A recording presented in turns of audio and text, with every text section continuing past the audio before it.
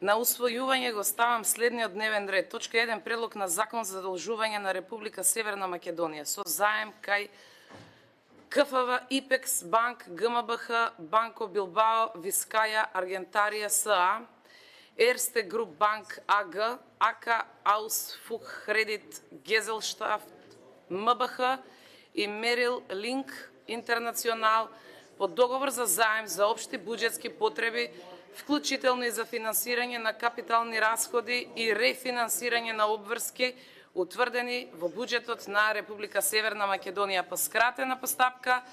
Точка 2. Фискална стратегија на Република Северна Македонија за 2027-2031 година. Ве молам да гласаме кој е за.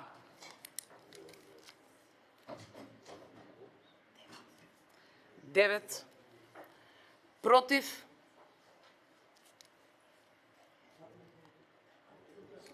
3. Воздржани нема.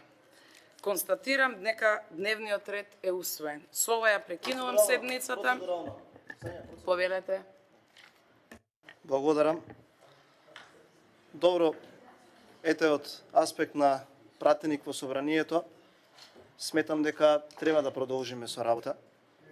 Пред еден час причината беше дека нема просторни услови, односно дека нема услови за одржување на седницата.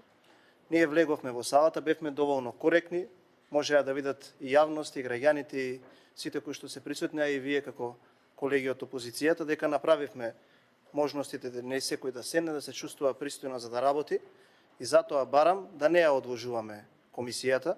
Расправа ќе ви кажеме и понатаму дека ако толку ви се брза, скратената постапка не е начин на носење на ново задолжување, туку е итната постапка.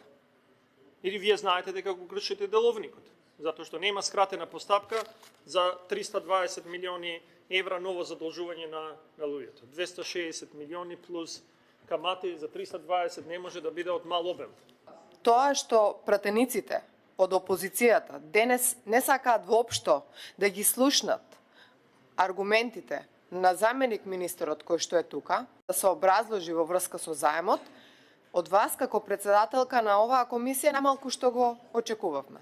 Ние тука ги гласаме, се само формалност, а приоритет даваме на нашите акутни потреби кои што произлегуваат од лошото владење во институциите.